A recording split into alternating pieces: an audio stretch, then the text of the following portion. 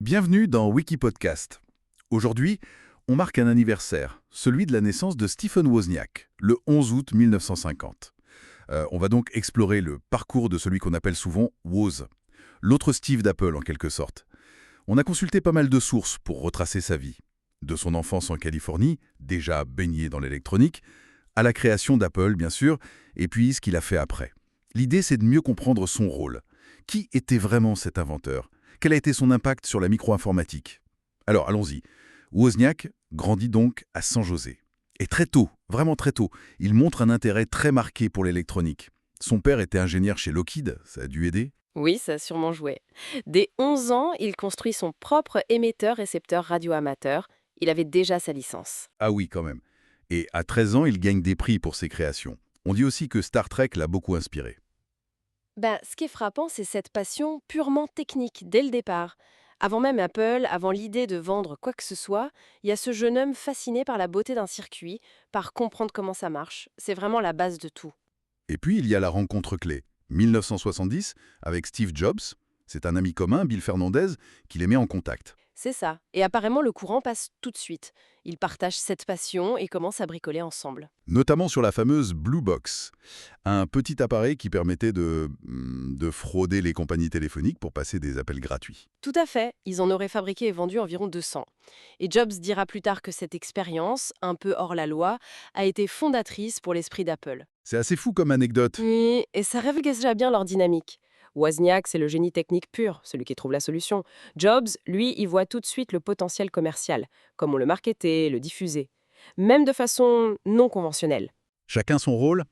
Alors après, Wozniak passe chez Hewlett-Packard, Jobs chez Atari, où Wozniak l'aide d'ailleurs sur Breakout. Exactement. Et c'est là qu'émerge l'idée de vendre un ordinateur personnel. Et c'est Jobs qui pousse Wozniak à commercialiser ses créations. Oui, Wozniak était plus dans le partage gratuit, l'esprit à cœur de l'époque. Pour trouver les fonds, l'histoire est connue.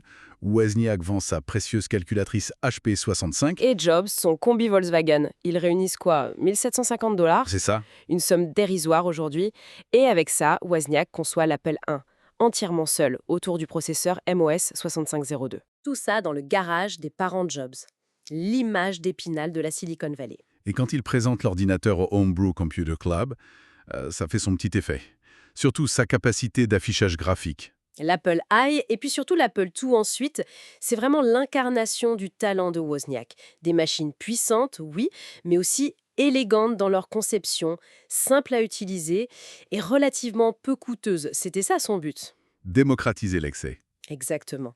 Et il ne s'arrête pas au matériel, il écrit aussi une grande partie des logiciels de base, comme l'interpréteur basique, et surtout le système pour le lecteur de disquettes, le disque tout. Une vraie révolution à l'époque. Le 1er avril 1976, donc, création d'Apple Computer. Avec Ronald Wayne au début. Mais il ne reste pas longtemps. Non, il prend peur et revend ses parts très vite. Dommage pour lui. On peut dire ça, ouais. Wozniak devient vice-président R&D. L'arrivée de Mike Markula comme investisseur change tout. L'Apple II est un énorme succès et l'introduction en bourse en 1980. Les rend millionnaires, Wozniak inclus bien sûr. Mais un drame survient en 1981, un accident d'avion. Wozniak est gravement blessé. Il souffre d'amnésie temporaire. Ça semble avoir été un vrai tournant pour lui. Son enthousiasme pour Apple diminue après ça. Oui, et il finit par quitter l'entreprise officiellement le 6 février 1985, tout en restant actionnaire. Et même un fan, c'est assez paradoxal.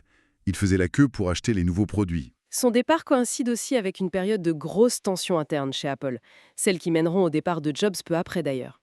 Mais pour Wozniak, au-delà de l'accident, il semble qu'il y avait aussi un désintérêt pour la direction très business que prenait l'entreprise. Il voulait retrouver autre chose. Oui, retourner à des projets plus techniques, plus personnels, il est même retourné à l'université pour finir son diplôme, sous un faux nom. Et après Apple, il ne s'arrête pas. Il crée d'autres boîtes, CL9 pour les télécommandes universelles, Oui, ce Wheels of Zeus was, tiens, sur le GPS naissant. Akicor Technologies aussi, une holding. Il rejoint Fusion IO comme scientifique en chef. Il s'investit beaucoup dans l'éducation, la philanthropie.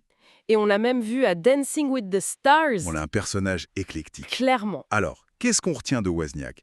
Pour moi, c'est l'image de l'ingénieur brillantissime, passionné par l'élégance technique, dont les inventions ont vraiment lancé l'ordinateur personnel pour tous. C'est indéniable. Son histoire est liée à celle de Jobs, évidemment, mais son profil est si différent. Moins dans la lumière, plus dans la machine. C'est ça, le génie discret. Tout à fait. Et son parcours pose une question intéressante, je trouve, pour aujourd'hui.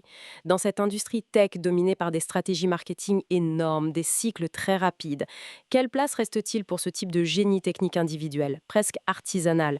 Cette quête de la solution élégante avant tout. C'est une bonne question pour finir.